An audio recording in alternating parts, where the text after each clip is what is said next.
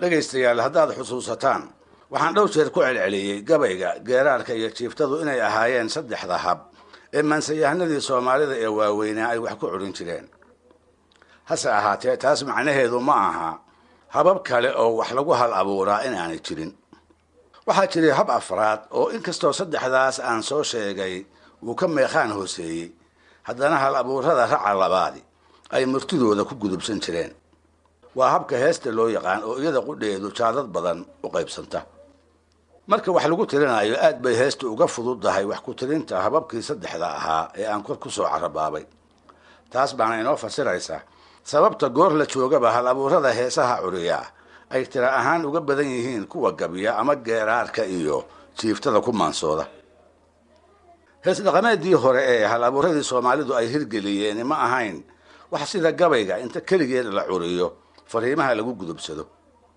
sidii ay u badnayd hees waliba waxay ku larnayd cayaar la tubanayo oo maaweelo iyo madadaalo looga dan leeyahay, ama waxay la socotay hawl markaas la qabanayo oo miraheeda iyo luuqdeeda la isku ilowsiinayo hawkarka ay hawshaasi leedahay. iyada oo taas maskaxda lagu hayo ayaa toddobaatanadii qarnigii 20aad waxa ay cilmi baarayaashii akademiyada cilmiga iyo fanka ee xamar ku ooli jirtay hees dhaqameedda Soomaalida u qaybiyeen laba jaar oo ay u kala bixiyeen hees hawleed iyo hees cayaareed. si haddaba aan u ogaano heesahaas labada jaar loo qaybiyey kuwa ay yihiin, waxaa lama huraan noqonaysa inaan tusaale ka bixiyo mid walba heesaha soo hoosgeli kara anigoo hees hawleedda soo hormarinaya.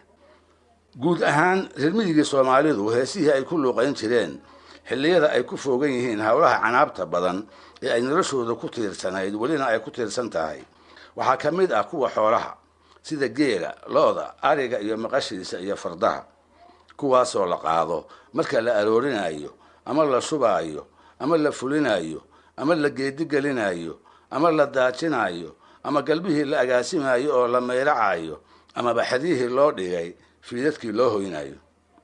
ogaarta lafteedu sida gorayada, cawsha, biciidka, sagaarada iyo wixii la mid ah waxay leedahay heese u gaara oo ay maanyo ku magacaabaan.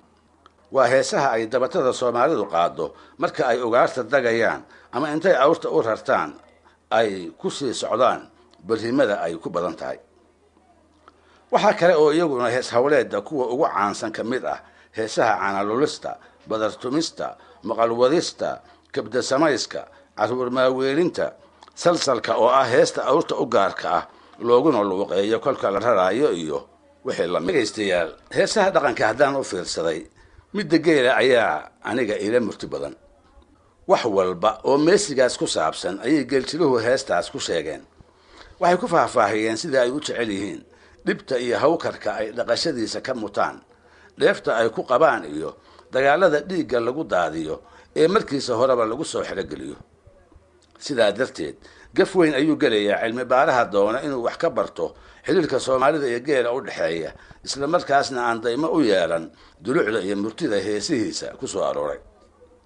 nasiib darro heesahaas indhawaale iyo in la xusatoona lama tirin oo geeljirihii sida dhabta ah geeljiraha u ahaa ma joogo. waayo hore ayaa geeljirihii hal abuurka ahaa u dambaysay. waxaa heesta geela curin jiray raggii biraha idil horweynka iyo haleelada dhex joogi jiray ee aan tuulooyinka u saqaafi jirin, cunto magaalana aan hunguri ka geli jirin. waxay heesta geelu ku bulaali jirtay loona maciinsan jiray shubaasha ceelasha dhaadheer. haatanse waraha iyo barkadaha sidii geela loogu aroorsaday ee looga waraabsadayba heestiisa dhawaaqa dheerayd ee ay doobabku isu jiibin jireen sooma ay dhowaan. gadiirka iyo guuxa matooradii ay waayadii hore hashu ka carari jirtay ayaa si degdega wuxuu u bedelay codadkii quruxda badnaa ee ay ku soo hiran jirtay biyahana ay ku dudubin jirtay. waxaa haddaba inala gudboon inaynu iska iimaansanno heesahaas inaha inaga soo gaaray ee geeljirihii hore ay curiyeen, kuwaasoo nasiib wanaag boqolaal lagu hilaadin karo. haddaba heesahaas oo sidaan soo sheegay lagaga hadlo dhib iyo dheef waxa uu geelu leeyahay, isla markaasna aad loogu ammaano, waxaa ka mid ahaa marka ay caana badnidiisa ay tilmaamayaan oo heesta ku sheegayaan oo ay odhan jireen geesi gacantiyo garbaha weyn, gaari guudka iyo gambada weyn, goray gudihii iyo gumbada weyn. mar kale waxay yidhaahdeen anoo suub iyo soobir maalaan seexan waaye sacnin haystiyo sagaaraystiyo sabool ariluhu sabaankii dheer see u nool yahay. mar kale waxay yidhaahdeen weligu waa isla caanihii candha saab weyn oon sidar ahayn soo siday suub. meesha uu noloshoodu geela kaga jiro iyo marka ay sheegayaan waxay odhan jireen geerida haween guud la firo iyo guursi laga qaad, geeridaydana guryo baa iyo gablan laga qaad, geeridaadana gorof maran iyo gaajo laga qaad. dhibta dhaqashada geela ku sugan marka ay sheegayaan oo heesta ku sheegayaan iyo waraabintiisa dhibaatada ku jirta iyo cirweynadiisaba waxay odhan jireen saaka hiirta hubka loo dhigay oo haddana weli soo horaydiyo hooda la hayaa. mar kale waxay odhan jireen saan u fooraray miyay farihii iyo feerahayguba fool xumaadeen.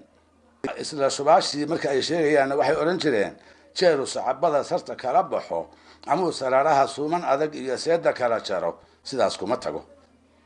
si aada ayay soomaalidu geela u jeceshahay. taasna waxaad ka dhadhaminaysaa heesihii ay tiriyeen soomaalidu geeljilaha ahay marka ay subayaan iyo sideedaba marka ay arrimaha geela ka hadlayaan. matalan waxaad ka soo qaadaa habeeda geela oo ah kaadida sibraha geela ku hadha inta ay ciidu qabsato oo markaa waa un kaadiya, laakiin geeljiluhu waxay u tahay wax u udgoono ay ku sombaxsadaan. waxay ula mid tahay cadarada kuwa ugu udgoonka badan iyaga. markaasi waxay yidhaahdeen umul wiiliyo aroos maahide maxaa uunsigu kaaga soo ura.